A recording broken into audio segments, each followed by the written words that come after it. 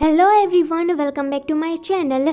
Part 2 की शुरुआत में हमें एक फ्लैशबैक दिखाया जाता है जहां पर शियादी फनियांग को बचाने की काफ़ी ट्राई कर रहा था, पर रस्सी टूटने की वजह से उसकी मौत हो जाती है। उसके मरने के बाद शियादी शाओलिन से कह रहा था कि आज से मैं तुम्हारा ध्यान रखूंगा। शियादी उसे ऐसा इसलिए कहता है कि शियादी को लग रहा था कि शायद फनियांग की मौत के पीछे कारण वही है। ये फ्लैशबैक यहीं पर ही खत्म होता है। अगले दिन शियादी उस हार्ड डिस्क को लेने के लिए लिनफेंग के पास पहुंच जाता है। लिनफेंग अभी लीमिंग से बात कर रही थी। लीमिंग को भी वो वीडियो दोबारा देखना था तो वो लिनफेंग के पास से मांग रहा था, पर जब ये बात शियादी को पता लगती है तो वो उस हार्ड डिस्क को तोड़ देता है, क्योंकि उस वीडियो में ऐसा कुछ था जो कि शियादी किसी को भी नहीं बताना चाहता था।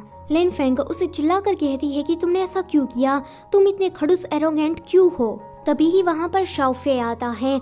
वैसे पता नहीं इसकी चड्डी में कौन सी चिपकली घुस गई है कि ये हर वक्त लिनफेंग को परेशान करता रहता है। हमारे यहाँ ना बड़ों की लाख समझाने पर भी कोई छोटा बच्चा अपनी शैतानगिरी मस्तीगिरी करना नहीं छोड़ता एंड ऐसे ही दूसरों को तंग करता रहता है ना, तो हम उस छोटे बच्चे या फिर बच्ची के लिए इस कहावत का यूज़ करते हैं, तो आप लोग कुछ ज़्यादा मत समझ लेना। शाओफे लिनफेंग को तंग कर रहा था, वहाँ की चीज़ों को फेंक रहा था, तो शियादी आकर लिनफेंग को बचाने की ट्राई करता है। वो उसे कहता है कि मैं इसका कोच हूँ, ये जगह हमारी है, तो अगर तुम्हें हमारे ग्रुप में नहीं ज्वाइन होना है तो तुम यहाँ से जा सकते हो। शियादी को देखकर चिपकली शाओफे अपनी पंटरों को लेकर वहां से चला जाता है। उसके जाने के बाद शियादी लिनफेंग से कहता है कि मैं तुम्हारा कोई कोच वगैरह नहीं हूँ, मैंने तो झूठ बोला था। वो कहती है कि अगर तुम हमारे कोच नहीं रहोगे तो फिर मेरा क्लब कैसे चलेगा। तो शियादी कहता है कि ये तुम्हारी प्रॉब्लम है, तुम जानो। शियादी के जाने के बाद लिनफेंग को लीमिंग का कॉल आ रहा था, पर वो पिक ही नहीं करती, तो लीमिंग उसके पास पहुंच जाता है। ये लोग अभी ट्रेनिंग कर रहे थे। दूसरी तरफ शियादी घर में बैठा बैठा लिनफेंग की डायरी को पढ़ रहा था। उस डायरी को पढ़ने के बाद शियादी को पता लगता है कि लिनफेंग का ये सपना है कि वो वेन्यू पर्वत की चोटी पर पहुंचे। ये सपना बिल्कुल फनियांग का भी था। हालांकि उस दिन फनियांग का यह सपना पूरा नहीं हुआ था। अब शियादी के मन में लिनफेंग की बात चलने लगती है कि तुम 2 बजे आ जाना, हमें ट्रेनिंग करनी है। शियादी के मन में बार बार ये बात चल रही थी, तो अगले दिन वो लिनफेंग के पास पहुंच जाता है। लिनफेंग इन दोनों को ट्रेनिंग करा रही थी, तभी ही वहां पर शियादी आता है। वो उसे कहता है कि मैं तुम्हारा कोच बनने के लिए रेडी हूँ। ये लोग तो काफ़ी ज़्यादा खुश हो जाते हैं। आगे वो उसे रनिंग करने को कहता है, तो ये लोग खुशी खुशी करने लगते हैं। फिर शियादी लिनफेंग से पूछता है कि वैसे तुमने मुझे ही कोच क्यों चुना, तुम्हें क्लाइंबिंग में इतना ज़्यादा इंटरेस्ट क्यों है। तो लिनफेंग उसे कहती है कि क्योंकि तुम बिल्कुल उसके जैसे ही हो। शियादी को तो कुछ भी समझ में नहीं आता कि ये किसकी बात कर रही है, पर यहाँ लिनफेंग अपनी माँ के बारे में बता रही थी। शियादी जब घर वापस आता है तो उसने लिनफेंग के लिए कुछ स्वीट खरीदे थे, पर शाओलिन उसे खाने लगती है। तो शियादी उसे पूछता है कि तुम्हें क्या कुछ काम था।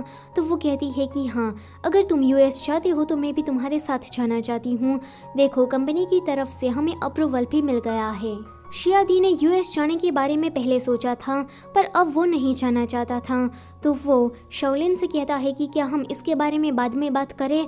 तो वो कहती है कि ठीक है। जब शाओलिन उसके घर से वापस जा रही थी तो रास्ते में उसे लीमिंग मिलता है। लीमिंग कहता है कि शियादी ने हमसे झूठ बोला है। उस दिन वीडियो में से मैंने कुछ क्लिप्स को अपने फ़ोन में सेव कर दिया था। तुम्हें याद है कि शियादी ने हमसे ये कहा था कि वो अपने स्पेयर गॉगल्स लेना भूल गया है, तो उसने फनियांग से ले लिए थे, पर देखो तो इस फोटो में तो उसके पास उसके गॉगल्स है। तो शाओलिन उसे कहती है कि शियादी पर मुझे काफ़ी ज़्यादा यकीन है, और देखो, इन छोटे मोटे गॉगल्स की वजह से मैं अपना रिश्ता नहीं खराब कर सकती। अगले दिन चिपकली शाओफे अपनी गैंग को लेकर फिर से लिनफेंग को तंग करने के लिए आ जाता है। इन दोनों के बीच में झगड़ा बढ़ने लगता है। लास्ट में ये फैसला होता है कि इनको एक मैच खेलना होगा एंड जो भी इस मैच को जीतेगा वो सामने वाले की बात मानेगा। फिर इनके बीच में मैच शुरू हो जाता है। इसमें बेचारा चिपकली हार जाता है, तो लिनफेंग उसे कहती है कि अब तुम्हें हमारे क्लब को ज्वाइन करना होगा।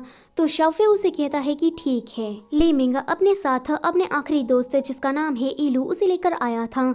वो सभी से कहता है कि इलू जस्ट एब्रॉड से अभी आया है एंड यही तुम्हारा कोच रहेगा। सभी तो इलू को जानते थे पहले से ही, क्योंकि वो शियादी की ही टीम में पहले रह चुका है।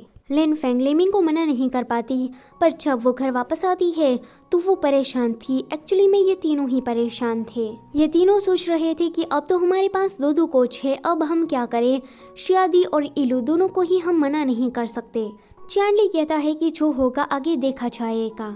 अगले दिन शियादी जब आता है तो चिपकली अपनी जबान खोलने वाला था, पर लिन फेंग उसे रोक देती है कि प्लीज दो कोच के बारे में उसे कुछ भी मत बताओ। ये सुनकर चिपकली शाओफे से कहता है कि शियादी तुम हमारी कोच हो, पर मुझे लगता है कि तुम हाइट से डरते हो। तुमने अपनी जबरदस्त स्किल 5 सालों से किसी को भी नहीं दिखाई है, तो क्या ये रूमर सच है। शियादी कुछ भी नहीं बोल रहा था तो चिपकली शाओफे और उसे उकसाने लगता है एंड उसे मैच के लिए चैलेंज करता है। यह सुनकर शियादी मान जाता है। अब इनके बीच में कंपटीशन शुरू हो जाता है। शियादी बीच में ही रुक जाता है क्योंकि बार बार उसे फनियांग की याद आ रही थी। लिन फेंग भी ये समझ जाती है तो वो ऊपर चढ़कर उसकी आंखों में पट्टी बांधती है ताकि वो नीचे ना देख पाए। आंखें कवर करने के बाद शियादी चिपकली शाओफे से जीत जाता है, पर जब वो नीचे आता है तो लिन फेंग को थैंक यू कहने की जगह पर उसे डांटता है कि आगे से ऐसा मत करना, ये खतरे से खाली नहीं है। अगर आगे से ऐसी गलती की तो तुम्हें इस बात की सजा मिलेगी। इलू शाओलिन से मिलने के लिए गया था। शाओलिन उसे कहती है कि हर साल तुमने मेरे लिए गिफ्ट भेजे, इसके लिए थैंक यू।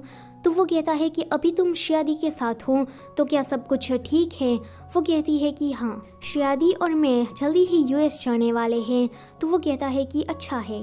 ट्रेनिंग खत्म हो जाने के बाद शियादी अकेले में लिन फेंग से थैंक्स कहता है, पर तभी ही आनी वहाँ पर आ जाती है। आनी कहती है कि कोच आप हमारे साथ डिनर करने आइए ना।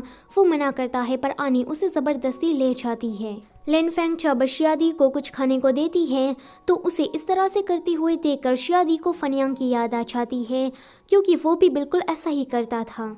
वो वहाँ से डर के मारे चला जाता है। लिन फेंग को तो कुछ भी समझ में नहीं आता कि ये अधूरा खाना छोड़कर कहाँ चला गया। जब शियादी वापस आता है तो उसका हुलिया देखकर शाओलिन समझ जाती है कि वो ज़रूर क्लाइंबिंग कर रहा होगा। वो उस पर चिल्लाती है कि तुमने मुझसे झूठ बोला कि तुम इतना सब कुछ हो जाने के बाद भी फिर से क्लाइंबिंग क्लब को ज्वाइन करना चाहते हो। वो कहता है कि देखो शाओलिन, मैं मानता हूँ कि मैंने तुमसे झूठ बोला, पर वो लोग कुछ ठीक तरह से नहीं कर रहे थे। वो लोग बार बार प्रॉब्लम क्रिएट कर रहे थे, तो मैंने सोचा कि मैं उसकी मदद कर देता हूँ। पर शाओलिन वो तो शियादी की बात को सुनने को रेडी ही नहीं थी। वो वहाँ से गुस्सा होकर चली जाती है।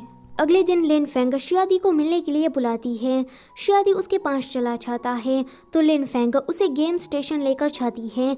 यहाँ पर वो उसे एक रोलर कोस्टर वाले VR गेम को खेलने को कहती है तो वो बैठ जाता है। पर जैसे ही गेम शुरू होता है तो वो ऊंचाई को देखकर फिर से डरने लगता है इन गेम को अधूरा छोड़ देता है। कॉलेज में सभी लोगों को इलू ट्रेनिंग के लिए भेजने वाला था, पर तभी ही लिन फेंग और शियादी वहां पर आ जाते हैं। शियादी और इलू जब एक दूसरे को देखते हैं तो उन दोनों का ही मूड खराब हो जाता है। जब उन दोनों को ये पता लगता है कि ये दोनों ही कोच हैं तो दोनों ही कहने लगते हैं कि मुझे कोच नहीं बनना है, तुम बन जाओ।